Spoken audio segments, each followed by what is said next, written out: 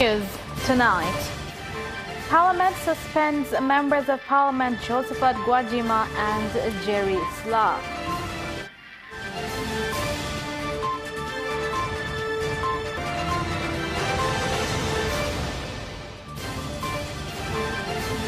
Government signs amendments to reduce mobile money transfer fees.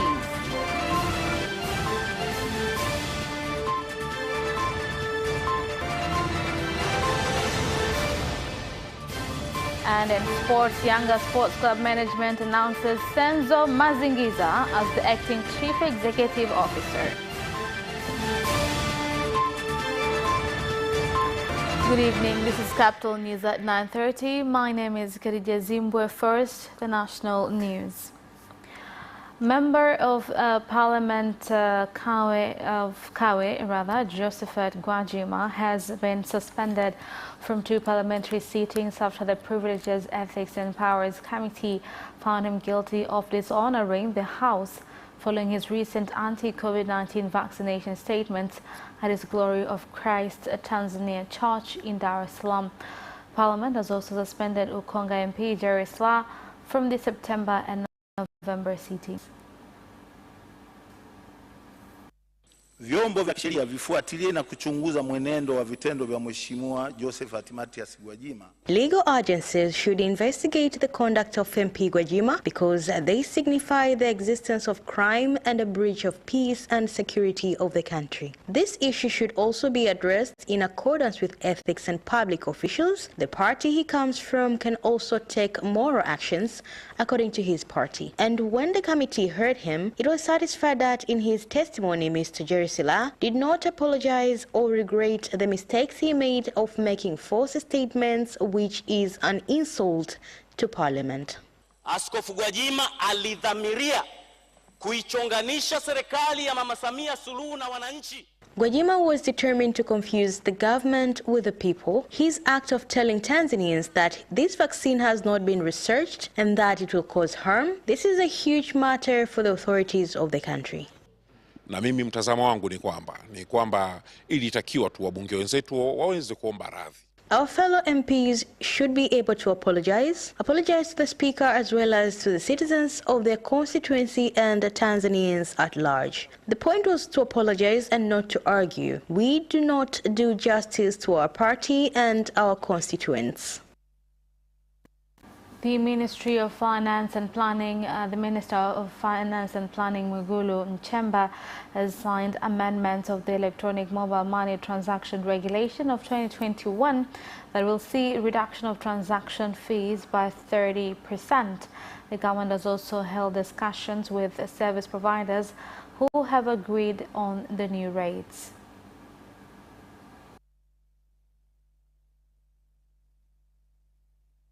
Ndugu wananchi, ikumbukwe kwamba tarehe 19 mwezi Julai mwaka 2021, Rais wa Jamhuri ya Muungano wa Tanzania Mheshimiwa Samia Suluhu Hassan aliwaelekeza mawaziri wawili, Waziri wa Fedha na Mipango Mheshimiwa Dr. Mwigulu Lameck Nchemba Madelu mbunge. It should be noted that on July 19, 2021, the President of the United Republic of Tanzania, Samia Suluhu Hassan, directed 2 ministers, the Minister of Finance and Planning, Dr. Mwigulu Nchemba, and the Minister of Communications and Information Technology, Honorable Faustin Ndungulile, to sit down together and work on the phone transaction charges immediately after receiving citizens' complaints that these charges were not friendly. I would like to inform the public that today, August 31st, Dr. Mwigulu Nchemba has signed an amendment to the rules for payment of electronic transactions and reduced the fees for such transactions by 30%. We have made contact with companies that specialize in providing and receiving services to reduce the coastal charges by 10%. These rates will be officially announced in the government announcement tomorrow. An earthquake occurred in Geita region in the early hours of morning. However, the tremor did not cause any destruction but panic among residents.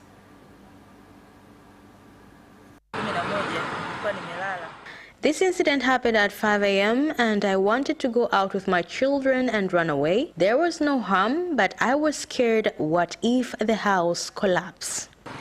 Baada ya kusikia nyumba inatetemeka na mahali ilipoenda kitanda. I was asleep when I heard the bed move. I knew this was an earthquake because it was not normal. Ikitokea huko nje, tetemeko la ardhi limetokea, usiende kukaa karibu na majengo marefu. If that happens, then don't stay in tall buildings or big trees. Then wait in a safe place and sit down until the crisis is over. But I advise people not to put heavy objects on the ceiling board so as not to cause any harm. The economic sabotage case facing the national chairman and 3 co-accused on Tuesday moved to the High Court's Corruption and Economic Crimes Division for preliminary hearing. Here's more on the report. This comes a week after committal proceedings were read to the defendants at the Kisutu Resident Magistrate Court. The 3 co-accused Halfan Bwire, Adam Hassan Kasekwa, and Mohamed Abdullahi Lingwenya are former soldiers of the Tanzania People's Defense Forces (TPDF). The 4 accused are facing 6 counts of financing terrorism and terrorism conspiracy. They are accused of conspiring to blow up several fuel stations across the country and attempting to harm the former district commissioner of Hai, Lengai Olesabaya. Now, the President of Zanzibar and Chairman of the Revolutionary Council, Dr. Hussein Ali Mwinyi, has assured residents of Micheweni that pledges he made while campaigning for presidency will be implemented. Dr. Mwinyi gave the assurance when addressing residents at Kiuyu Mbuyuni during a tour of a road construction project at a free economic zone and Shumba Port. Now, moving on, residents of Kwamtawazi, Gombero and Kibirashi in Kilindi District, Tanga region are facing shortage of water, a situation that has caused them to stand in long queues waiting to access water, which is available twice a week.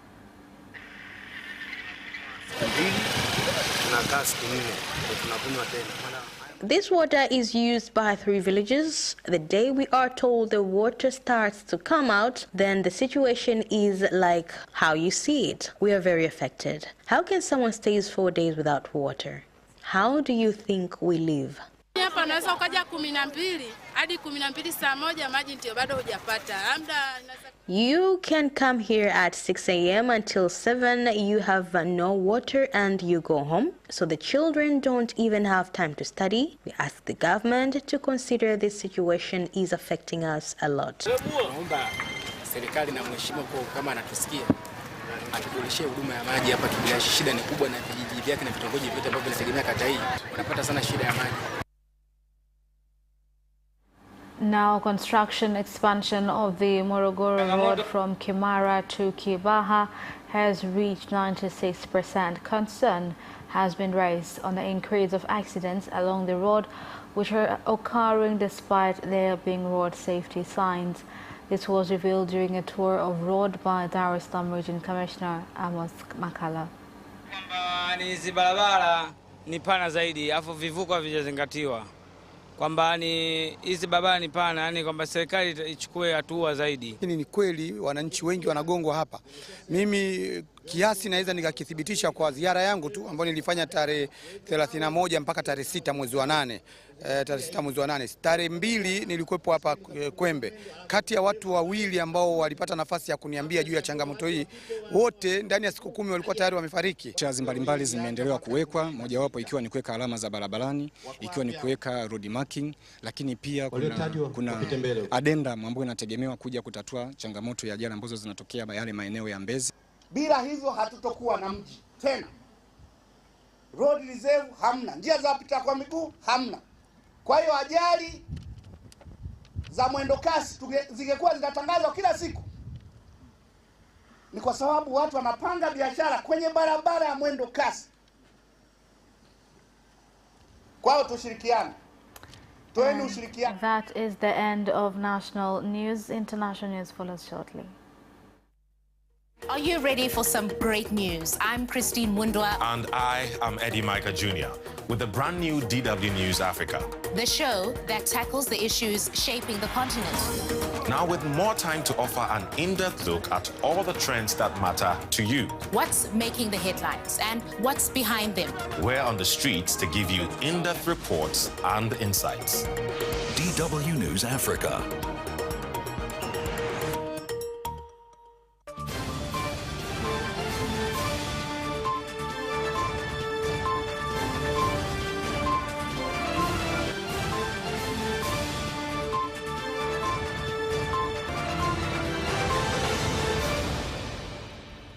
Welcome back, and in international news, 3 people were killed and 5 others are still missing after a 5-story building collapsed at Gachie area, Kiambu County in Kenya. Kenya Defense Forces and other rescue teams, including the Red Cross, are continuing with efforts to recover 5 people believed to have been buried by rubble.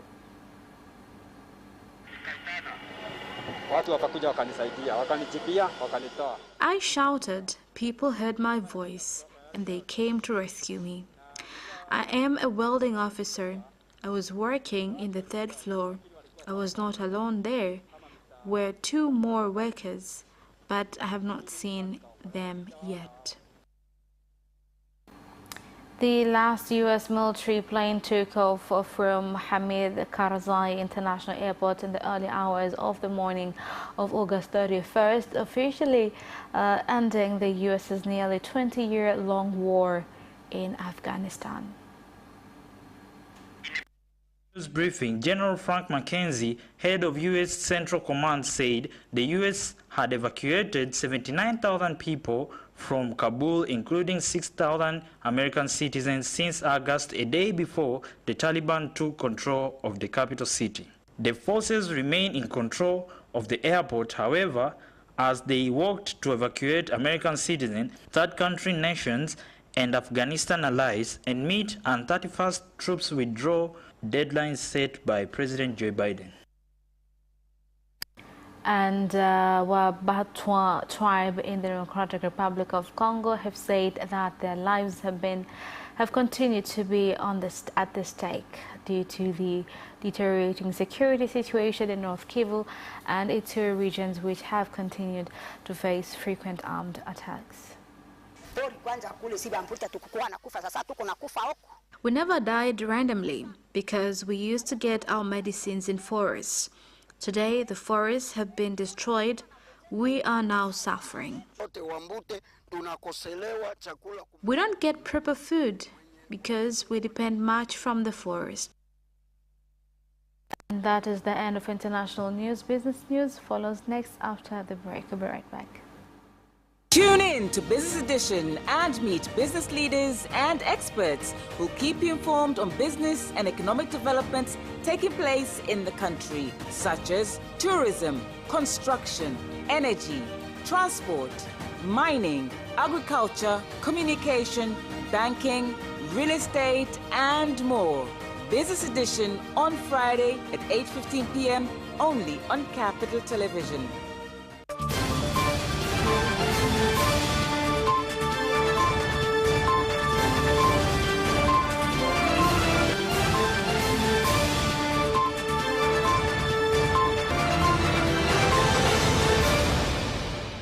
Welcome back, and in business news tonight. The government has allocated 50 billion shillings for construction of the first fishing port, as well as purchase of 4 fishing vessels in the next 5 years in order to increase the national income through the blue economy.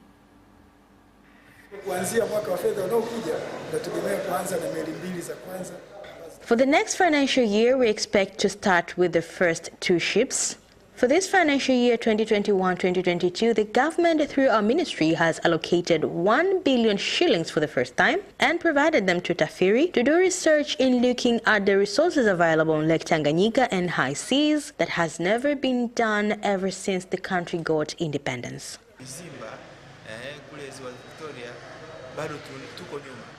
In Lake Victoria, we are still lagging behind. There are a few champions, but also the Institute has been doing research to identify areas suitable for plots. We have a mandate to identify those areas. Since June, we have created 460 sites. It is the government's need to produce more fish, but we should have reserves and export products. Miongoni mwa challenges ni resources. Na mimi nilikuwa nikipiga kelele tangu nimeingia katika nafasi ya kuitoliwa.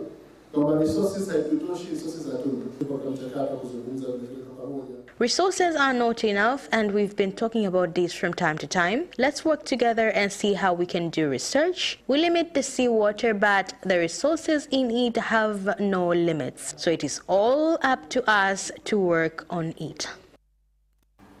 NMB Bank has launched a new online ticket purchasing and hotel booking service where NMB customers will be able to get 60% discounts for making online transactions for the service.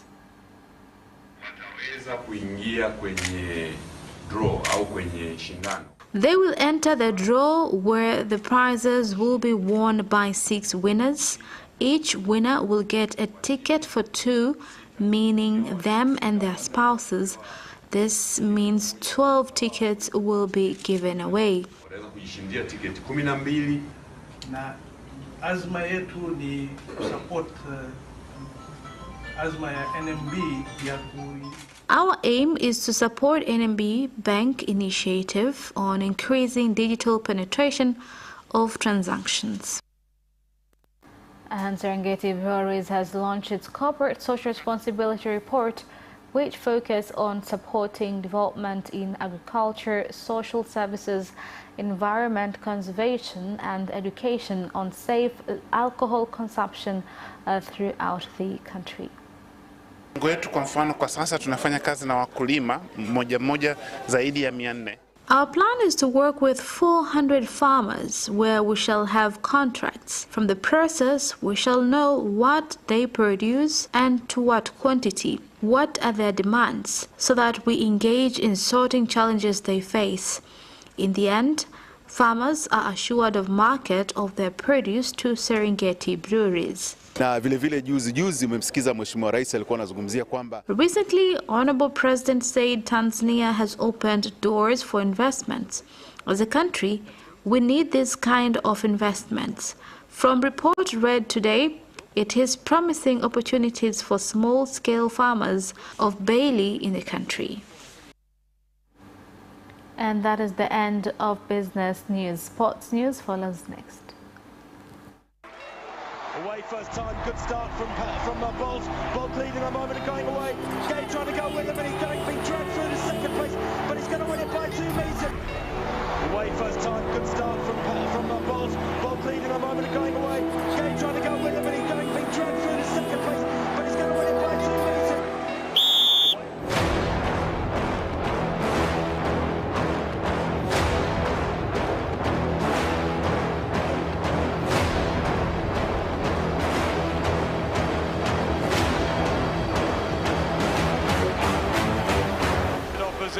Joaquinho, he did lose to Lynn.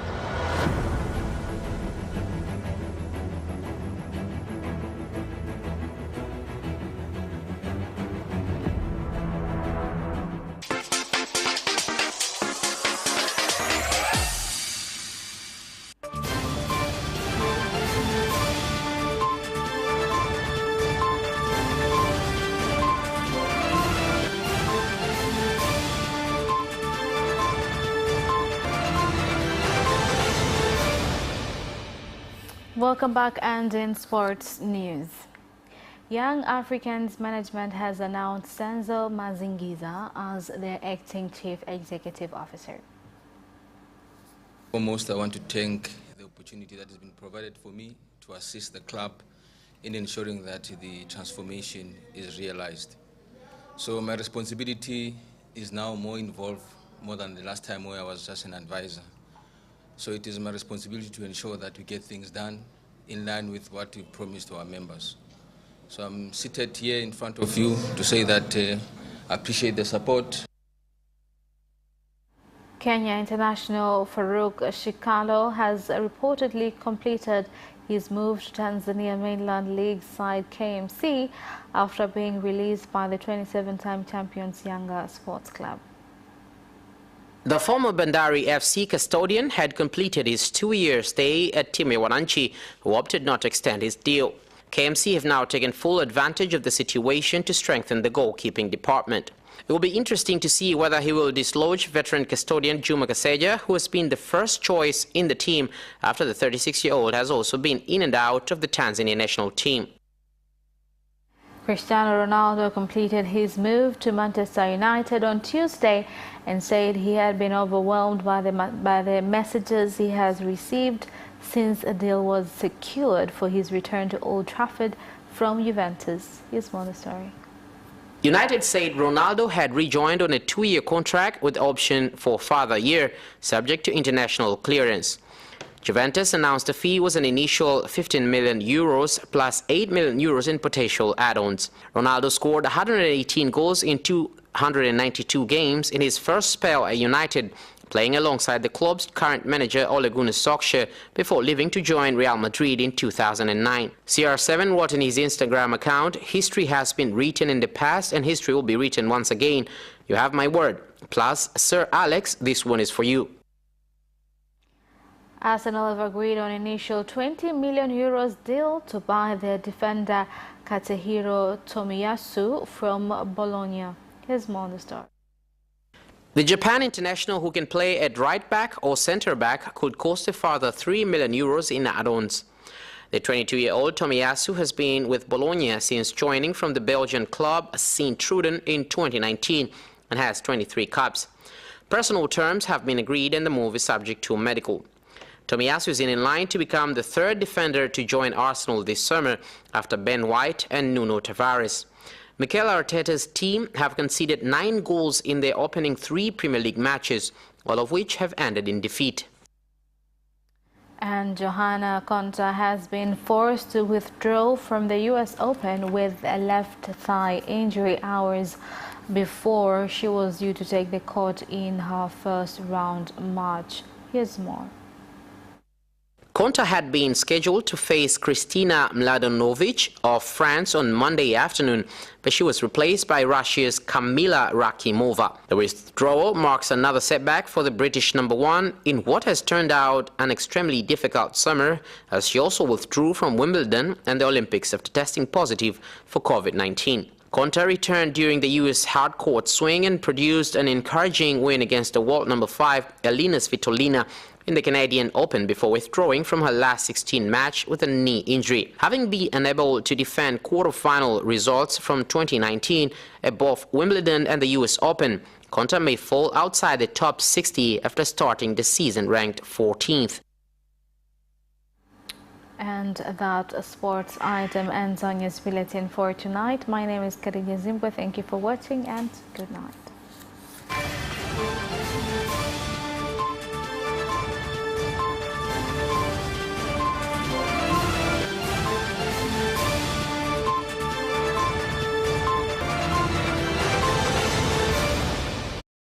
You can watch Capital News live on our social media accounts, YouTube Capital TV and Facebook Capital Television.